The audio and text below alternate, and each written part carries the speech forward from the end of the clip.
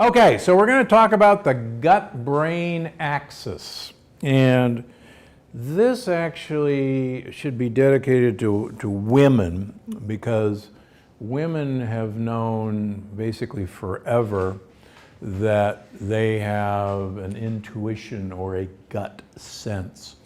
And guys have always laughed at them that that's ridiculous. But in fact, with each passing year and with more and more research, we're beginning to realize that we have two brains. And years ago, there was quite a popular book called The Second Brain, which detailed the fact that there are more neurons, the cell of the nervous system, lining your gut than there are in the entire spinal cord, which connects the brain to all the rest of you. So the phrase was coined the second brain. But in fact, I'm going to make an argument in the upcoming book, The Longevity Paradox, that in fact your brain up in your head should properly be called your second brain, and that your first brain should be properly called your gut.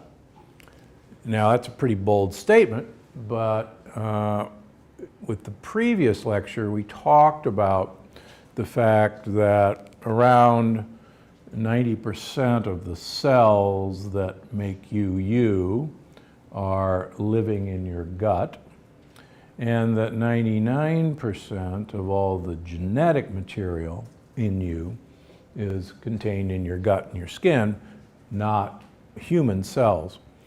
And that most likely we have uploaded information processing to our gut for most of the functions that we need to do. Now, when I was in medical school, and even up until a few years ago, we thought that a lot of the hormones that affect our mood, among others serotonin, and affect our sleep, melatonin, initially we thought they were made in the brain. But then subsequent research showed that we thought that they were made in the neurons in the gut and then sent to the brain. Well, now it's clear that most of the hormones within us are actually made in the gut themselves by bacteria. And if we have the time, we'll talk about one of the amazing effects that Roundup, glyphosate, has had on poisoning our first brain. And I think that has huge implications on the rates of anxiety and depression that we currently have in our country and other Western countries. Okay, so the basic concept of how the brain talked to the gut was that there was a very large nerve called the vagus nerve that ran from the brain down to the heart, down to the lungs, down to the liver, and then down to the gut, the intestines. And the brain, via the vagus nerve, would basically tell the gut what to do. It would control the motion of these smooth muscles that don't otherwise take orders via nerves. So it's basically the old idea of cable wiring your home, or even electrical wires or telephone wires. There's literally a direct electrical signal that goes. Now, this is actually a fairly fast signal, as anybody who hits a hot plate or a hot fire, you get an instant burning sensation that goes to your spinal cord, actually never gets to your brain, and you immediately pull your hand away. So that goes via a cable. What we were taught is that this was primarily a one-way street. Brain told the gut what to do. Now, as I mentioned before, women are much smarter than this, and they have long known that the gut tells the brain what to do with a gut sense. And, of course, you were right. For every one wire going down from the brain, there's actually 9 wires going up from the gut to the brain. And this was one of the first indications that perhaps we had it all wrong as to who was in charge. And so this is one of the first indications that probably our first brain, our real brain, is down below. And this is an important but second brain. Now, there's this cable system or hardwire. And whenever I'm doing a podcast or a radio show, they always want me to be on a ground link because cell phones are fairly unreliable. But we have a cell phone system. So the second way that we communicate information is via hormones. And hormones don't travel via wires. They travel via, if you will, blood vessels or lymphs, or there's even a suggestion that they travel along meridians of electrical charges. But let's just say that, so the second message is text messaging. And they serve, and emails. So this is a, believe it or not, slower process than the hardwire, and it's more subject to misinterpretation because you have to have a tower or a cell phone that is capable of getting a good signal. And if you remember anything we talked about how lectins may disrupt signaling, is that lectins, among other things, will bind onto a cell's receptor for a hormone and just stay there and block a hormone such as insulin, just to give you an example, from actually getting the information that it needs to get to a cell. And so both of these systems are very important. We used to think that most of the hormones that we make are made in the gut primarily, some in the brain, and they were made probably by specialized hormone-producing cells. But with each passing year, as we're beginning to understand how elaborate the gut population is, the more we're realizing that it's actually the bugs in our gut that are responsible for making many of the hormones that communicate to our brain. So rather than a kind of top-down information system of the brain being in control of us, it's actually at least equal between the gut and the brain. And I think in terms of our short-term and long-term health that both the first brain down in the gut is probably the big winner long-term. I'll give you an example. I recently was visited by a very famous meditator from Japan, a woman who is actually Deepak Chopra's representative in Japan, and she actually translates all his books. And she has suffered from severe juvenile rheumatoid arthritis, an autoimmune condition. And it's so bad that she was on 2 immunosuppressants. She'd already had 2 knee replacements. for her severe arthritis, and she had such incredible pain that she really moved around with the help of a wheelchair and a walker. And she firmly believed that she could meditate her way out of this condition. And I think that's very admirable, but clearly it wasn't working. She also followed an Ayurvedic diet and with large amounts of brown rice and legumes as her principal diet. And she took all the usual suspects. She took lots of anti-inflammatories like turmeric, and to no avail.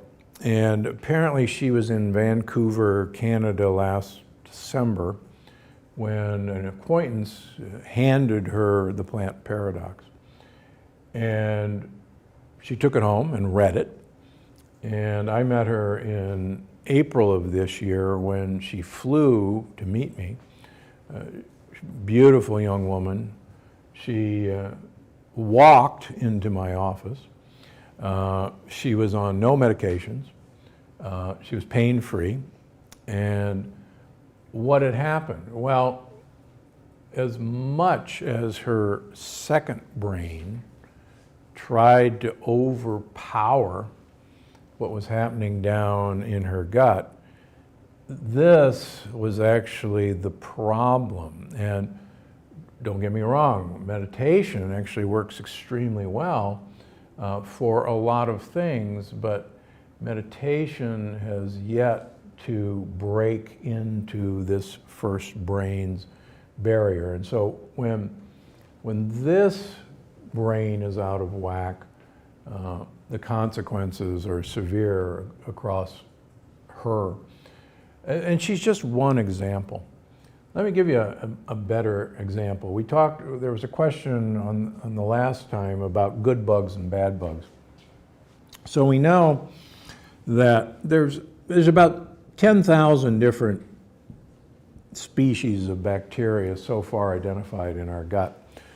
And there's probably well over 1 million different viruses that live in our gut, and a nice smattering of worms and fungi.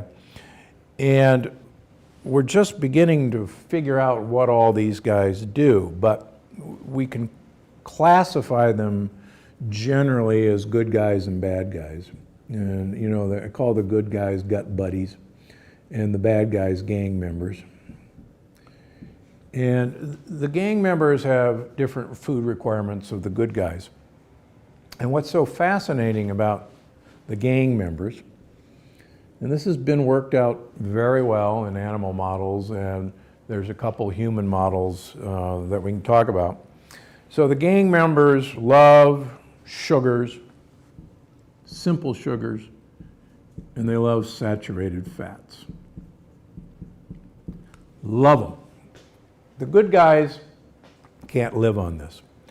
And what we now know is that the gang members send text messages up to your brain, to your hunger centers. And the text messages basically say, you're hungry. We want more to eat. And we actually want more of the things we eat. And we want more sugar, and we want more saturated fats.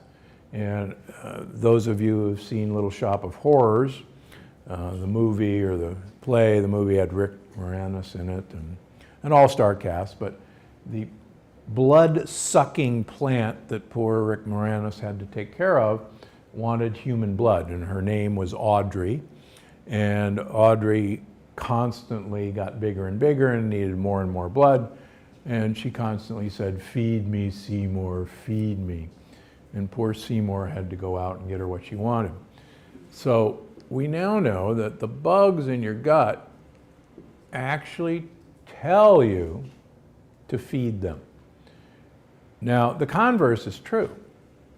We know that the good bugs actually want these complex sugars, resistant starches, inulin, which is a complex sugar, And they actually, if you give them what they want over a few weeks' time, they will actually kind of drive out the gang members, and they'll start sending messages to your brain to feed them what they want. And I have so many men who are meat and potatoes guys that would never think of even having a salad.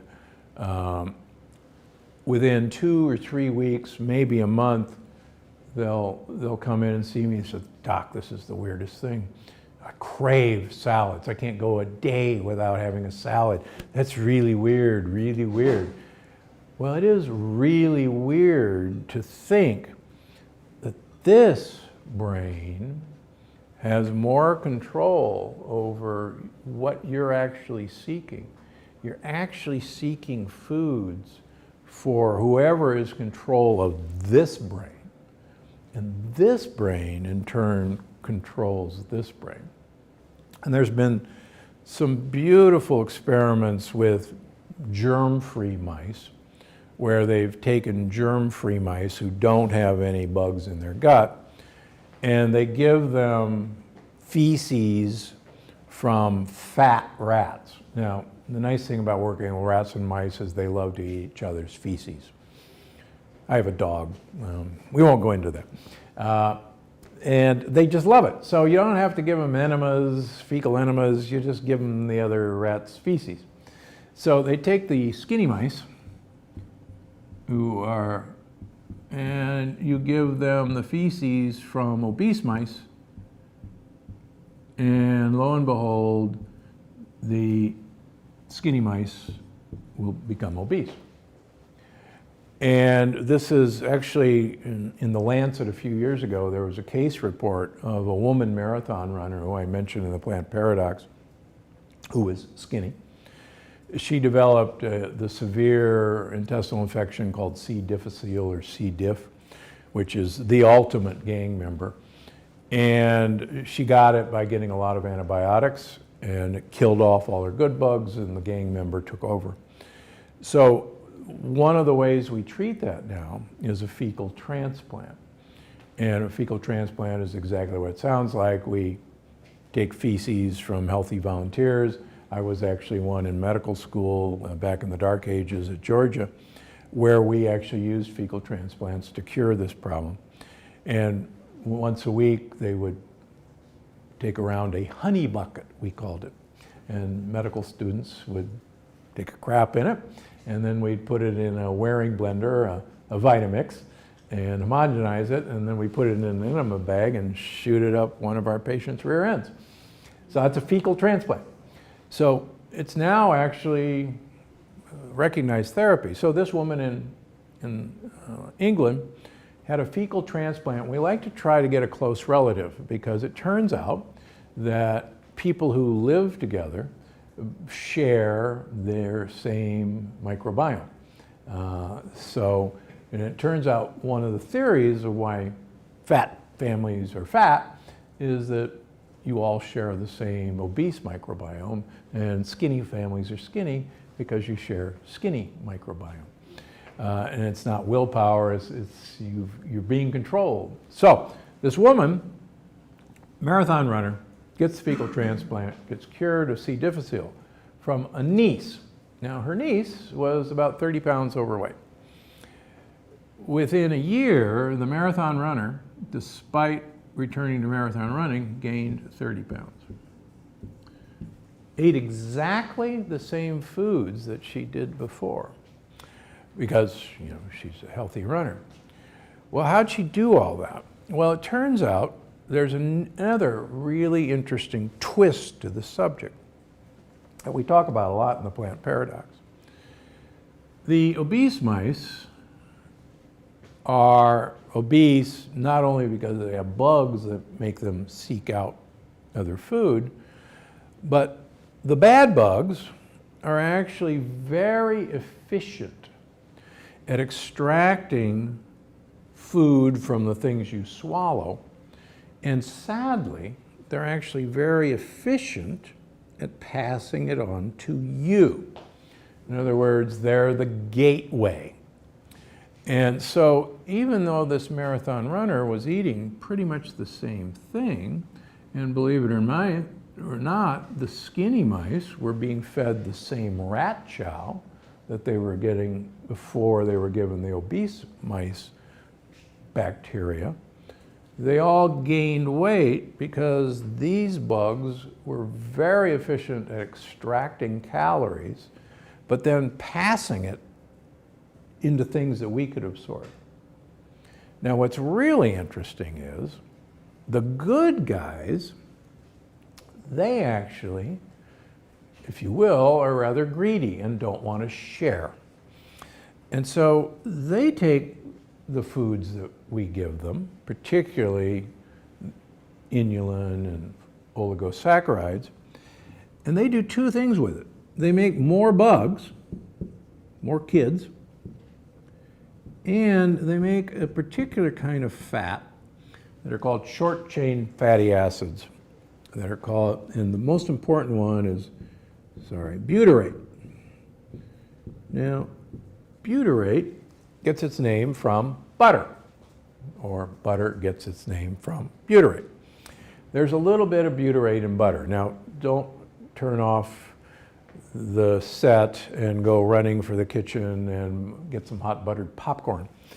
There's very little butyrate in butter, but there's some there, and one of my colleagues has become famous for bulletproof coffee, which has butter in it, and that's why it's in there.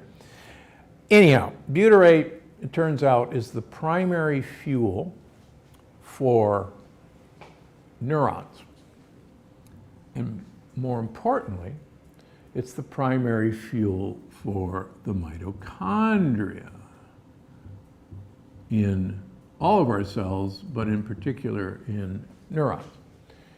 And you'll see that the more butyrate producing bugs you have, the better your health and the better your brain and the better your energy levels because of what the mitochondria are getting.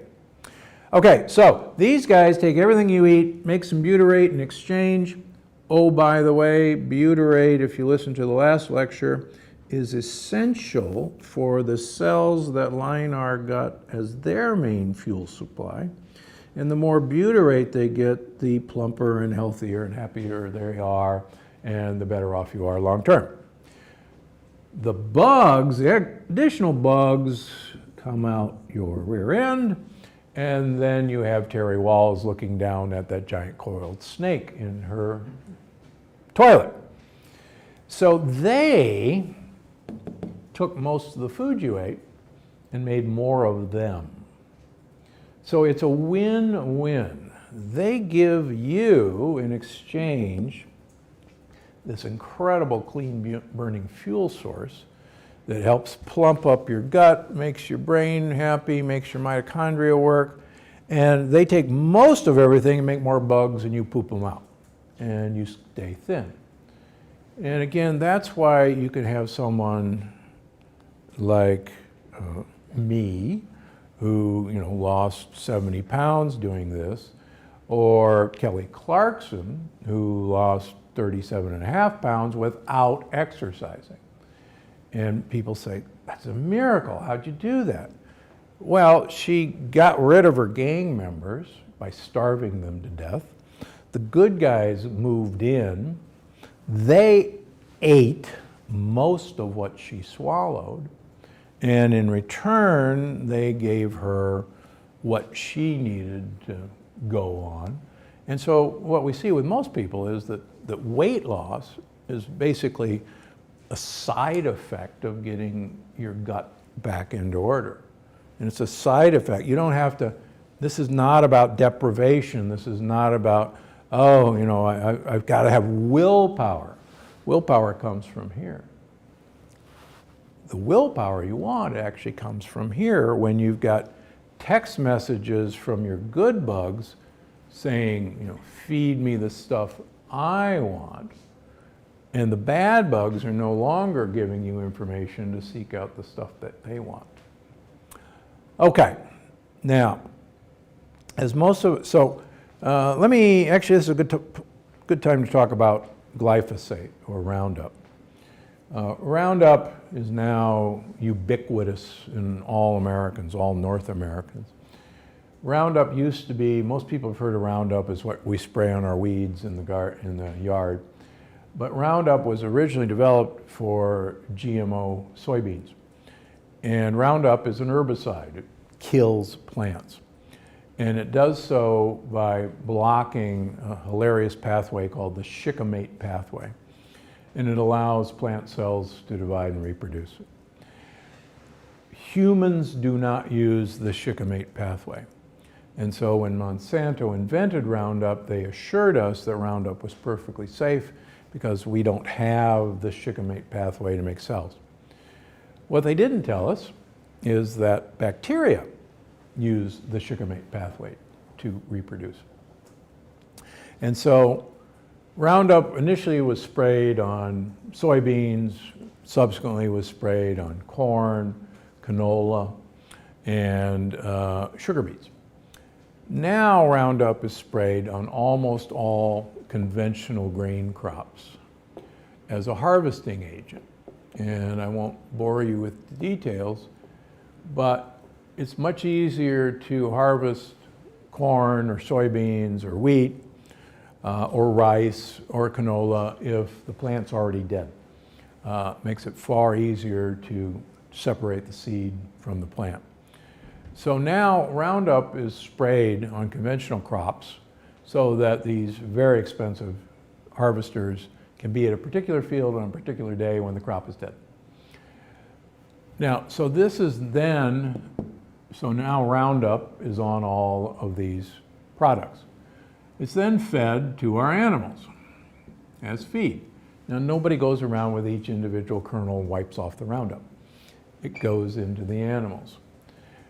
It then becomes part of the meat, whether it's a chicken, whether it's pork, whether it's beef. It's now part of the beef. Then it also goes into our feed. It goes into all of our cereal products, all of our bread products, all of our soybean products. It goes into almost everything we eat. It goes into all of our corn products. And so it goes into our wine. Almost all California wines have glyphosate, including a few of our organic wines, because the fields next to the organic fields were sprayed with glyphosate. In fact, I was talking to a winemaker in Santa Barbara County a couple months ago, and we were looking at their biodynamic and organic, and we were looking at one map of his field, and I said, well, now how about this one? He said, no, we can't certify it as organic and biodynamic, even though we treat it that way. And I said, well, why not? He said, well, because see this parcel and here, this parcel, they spray with Roundup, and so we know the wind drifts it, and we won't certify it. So what happens now is Roundup in almost everything we eat, number one, kills our microbiome, period. Now, we now know from some new research from MIT that Roundup in and of itself breaks tight junctions, which we learned about on the last lecture, are what separates the outside world in our gut from us. So Roundup in itself produces leaky gut. But what's worse is these gut bacteria are essential to take the building blocks of serotonin and melatonin, serotonin, the feel-good hormone, melatonin, the chill-out hormone, and take those essential building blocks away. And so the gut bugs are gone, they no longer have the building blocks, so they can't make serotonin and they can't make melatonin. Now there's a third compound that some people have heard of called GABA. Now GABA, there's two hormones, the excitatory hormone, which is dopamine. Anybody who is addicted to video game is looking for a dopamine charge. Any gambler is looking for a dopamine hit. GABA is the calm down hormone. It tells things, the nerves, to chill out. GABA, we now know, is also made primarily by gut bugs. So is it any wonder that we've got an entire multiple generations, at least 2 generations, of anxiety, depression, on edge, and nothing really and nobody can sleep. And it's all because we're systematically destroying. This brain is okay so far, but then the next problem happens. Okay, so neurons make connections with other neurons, their social network, to exchange information. And they send out all these dendritic processes. I gotta stand over here, don't I? So neurons are so important that they have their own handlers, their own bodyguards. And they're called glial cells or microglial cells. And they're part of the immune system. They're white blood cells, so they're specialized. You might think of them as the Secret Service. These guys are so important that they kind of care for the neuron and they protect them. Okay, so that's great. Now, if our gut is leaky, or if lectins and LPSs are getting, if you remember, we've got a bunch of neurons down here, and we also have our border patrol, where most of our immune system is. And the border patrol's job is to alert you, me, our rest of our immune system about a pending attack. So when lectins and LPSs and bacteria get through our gut wall, helped by Roundup, text messages, which are called inflammatory cytokines, hormones, are sent up to the brain. And they say, oh my gosh, you know, we're down here in the hinterlands, the wall has been breached, the hordes are coming, protect the neurons at all costs. So we now have some very elegant pictures, particularly from Harvard, MIT, and Stanford, and UCSF, where these defenders of neurons turn into Pac-Man. And they actually eat these dendrites and prune them back. And you can think of it as pulling back the troops from the front lines. I like to think of it as pulling up the drawbridge over a moat as the barbarians are storming the castle. And so they can actually finally get the neuron isolated, and then they get so good that they encircle the neuron to protect it. And the neuron, just like you pulled up the drawbridge on the castle, if the horde surrounds the castle, waits them out, the inhabitants will starve because they don't have anything to eat. And what we're seeing now in dementia and Parkinson's and Alzheimer's is these clusters of dead neurons surrounded by their bodyguards. Now, in Parkinson's, it has a name. It's called a Lewy body. And this is a characteristic finding of Parkinson's disease. Now, these Lewy bodies occur in a part of the brain, I love this word, the substantia nigra. It's just a great word. And that's the motor control area of the brain. And that's where all the dopamine cells in the brain are. And so the substantia nigra, we see all these Lewy bodies. And oh, by the way, besides text messages, we know that lectins climb the vagus nerve up to the brain and attack and head for the substantia nigra.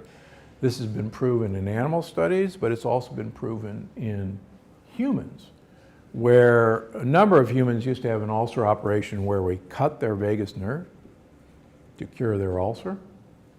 And it worked pretty well, actually. But these people have been followed for years and years and years, and people who have had their vagus nerve cut have about a 40 to 50% less chance of having Parkinson's than people who don't have their vagus nerve cut. Interesting. Okay, so finally, tying it all back together. So Lewy bodies are the hallmark of Parkinson's, dead neurons surrounded by goji berries. Goji berries, glial cells. Goji berries are evil. So, got that in. So, researchers, neurologists were wondering why Parkinson's patients had bad constipation. They do. And they said, well, it must be because the vagus nerve doesn't tell the gut to move right. Well, they did some animal experiments and said, you know, we should look at the neurons in the gut because there's lots of neurons in the gut and they're in control of movement. So they started doing biopsies in animals with a model of Parkinson's. And lo and behold, down here in the gut were the dead neurons surrounded by glial cells. Lewy bodies. They're down here in the gut. What the heck are they doing down there? They're supposed to be up there. So then they took early Parkinson's patients and do what are now called transcolonic biopsies, where you take a colonoscope, and lots of people have had a biopsy of a polyp, but they go all the way through the wall of the colon and bite off some tissue just beyond. And lo and behold, in human guts of early Parkinson's, there's the Lewy bodies. So what we now know is that Parkinson's begins in your first brain, in your gut. And then that information is communicated to your second brain that the war is on and protect the troops up here. So the more we learn about the first brain, the more this important brain gets relegated. So lastly, Alzheimer's. Everybody knows about amyloid plaque. It turns out that amyloid plaque doesn't start in the brain. Guess where it comes from? Amyloid comes from the gut, and it goes to the brain. So the reason we're having this epidemic of dementia, of anxiety and depression and sleeplessness is all because our first brain has been destroyed and under assault, and our second brain is suffering for it. Questions? I had a question. I've been trying to lose weight, and I've always drank Diet Cola. Now I'm hearing that it's not very beneficial. Where does diet soda figure in with all this good bug, bad bug stuff? Two reasons. Almost all the diet sodas on the market have an artificial sweetener that causes gut dysbiosis. It actually makes bad bugs flourish and good bugs go away. Perhaps equally as important is you have no sugar receptors on your tongue. You have sweet receptors. And they're there, 2/3 of your tongue are sweet receptors. They're there to tell your brain that you just hit a fruit tree and that it's summer and the brain ought to be ready for a bunch of sugar because you just ate it. So when you taste something that doesn't have any sugar, the brain says, okay, I'm waiting for the sugar. It should be here any second now. It didn't arrive. you got cheated. Go back and get some more, because I know the next time you'll get it right. So it makes you want more sugar or another diet drink. That's why I was addicted to Diet Coke. I was drinking 8 Diet Cokes a day. In fact, there's pictures of me throughout every hospital I've ever been in making rounds with a Diet Coke. I mean, it was my signature. And actually, I was addicted to it by the professor who trained me. He was a tab addict. But so your brain never gets the message. I mean, it keeps saying, what's happening? Go get some more, go get some more. And that's what addicts you. Okay. Well, thank you all very much. Appreciate it. All right.